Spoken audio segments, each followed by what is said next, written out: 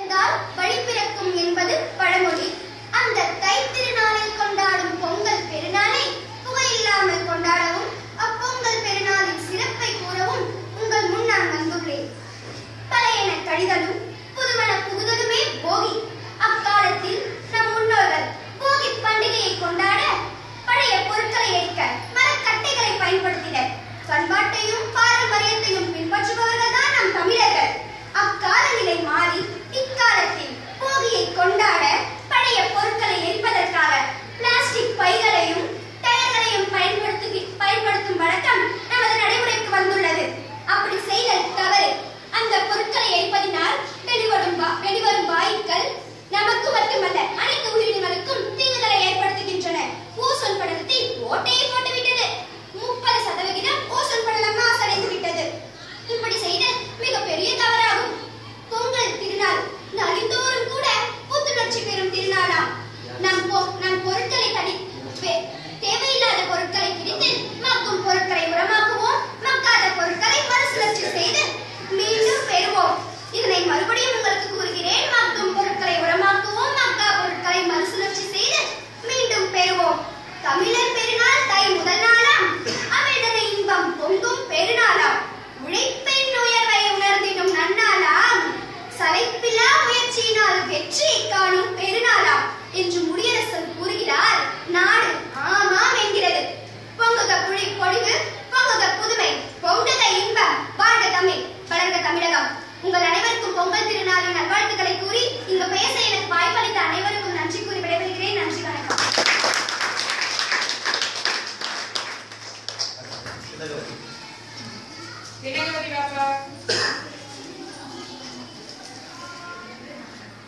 தென்மேற்கு பருவக்காற்றாய் எங்களுக்கு அறிவூற்றாய் முக்கணியை பிழிந்தெடுத்து முத்தமிழை அது சேர்த்து முக்காலம் உணர்த்தி காட்டும் மூன்றாவது கடவுளான ஆன்றோரை சான்றோரை என் குருமாரை உங்கள் அனைவருக்கும் என் முத்தான முதற்கண் வணக்கம். இதுவே என் பேச்சின் தொடக்கம். நம் தமிழர்களாக அனைவரும் பரம்பரையாக நாம் கொண்டாடி வருவது பொங்கல் திருநாள்.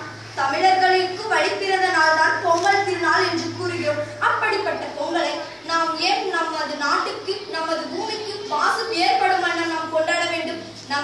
நாம் சுத்தமாக இருக்க வேண்டும். அப்படி இருந்தால்தானே நம்மால் உயிருடன் வாழ முடியும். அதற்காக நாம் பழைய போகி பண்டிகையை கொண்டாடும் பொழுது பழைய பொருட்களை எரித்துவிட்டு புதிய பொருட்களை வாங்குகிறோம். இதை தவிர்க்க வேண்டும். பழைய பொருட்களை முதியோர்களிடமோ அல்லது இல்லாதவர்களிடமோ குழந்தைகளிடமோ கொடுத்து அவர்கள் சந்தோஷப்படும்படி நாம் இருக்க வேண்டும். அப்படி இருந்தால்தான் நமக்கும் பேரு கிடைக்கும். அது மட்டும் இல்லாமல் அவர்களுக்கும் உண்ண உணவும் கிடைக்கும், உடுத்த உடையும் கிடைக்கும். நமது காந்தியடிகள் அப்பொழுது கதர் துணியை உடுத்திக் கொண்டிருந்தார். ஆனால் நாமும் பல ஆடைகளை வண்ண வண்ணமாக உடுத்திக் கொள்கிறோம். ஆனால் இருந்த போதிலும் நாம் ஏன் பிறருக்கு கொடுப்பதற்கு நமக்கு மனது வருவதில்லை? அப்படி இருக்கக்கூடாது. நாம் அனைவரும் நம் தமிழ் பண்பாடையும் நம் நாட்டு பண்பாடையும் வளர்க்க வேண்டும். இப்பொழுது நமது வீட்டில் குப்பைகளை மக்கும் குப்பை மக்காத குப்பை என்று பிரித்து வைக்க வேண்டும். அப்படி பிரித்து வைக்க முடியவில்லையா? பேரூராட்சியிலிருந்து குப்பையை வீடு வீடாக எடுப்பதற்கு வருவார்கள். அவர்களிடம் கொடுத்தால் அவர்கள் தனித்தனியாக பிரித்து நமக்கு பயன்படும் வகையில் அவர்கள் செய்வார்கள். அப்படிதான் செய்ய வேண்டும். இல்லை என்றால் மட்கும் குப்பையை நமது வீட்டிலேயே வைத்து மட்க வைத்து நமது ஓசோன் படலத்தை பாதுகாக்க வேண்டும். இதன் புகையிலை ஏற்பதன் மூலம் 30% ஓசோன் மண்டலம் பாதிப்படைகிறது. ஓசோன் மண்டலம் பாதிப்படைவதால் நமக்கு தானே பாதிப்படைகிறது. ஓசோன் படலத்தின் ஓட்டை ஏற்படுவதால் அதிலிருந்து வரும் சூரியனிடம் இருந்து வரும் புறஊதா கதிர்களின் மூலம் நமது தோலுக்குள் கதிர்கள் புகுந்து நமக்கு தோல் வியாதியையும் புற்றுநோயையும் ஏற்படுத்துகிறது. இதை தவிர்க்க வேண்டும் என்றாலும் அதை முடிக்க வேண்டும் என்றாலும் நாம் பொங்கல் கொண்டாடும் பொழுது போகி பண்டிகையும் கொண்டாட வேண்டும். புகையையும் தவிர்க்க வேண்டும் என்றால் குப்பையை கொடுக்க வேண்டும். பேரூராட்சி அலுவலர்களிடம் அவர்கள் குப்பை வாங்கி வருபவர்களிடம் கொடுத்து அதை தவிர்க்க வேண்டும். இல்லை என்றால் துணி அதை போன்ற பொருட்களை எரிப்பதுடன் மற்றவர்களுக்கு கொடுத்து பயன்படும் வகையில் நாம் அனைவரும் செய்ய வேண்டும். இதுவரை எனக்கு பேச வாய்ப்பளித்த அனைவருக்கும் நன்றி.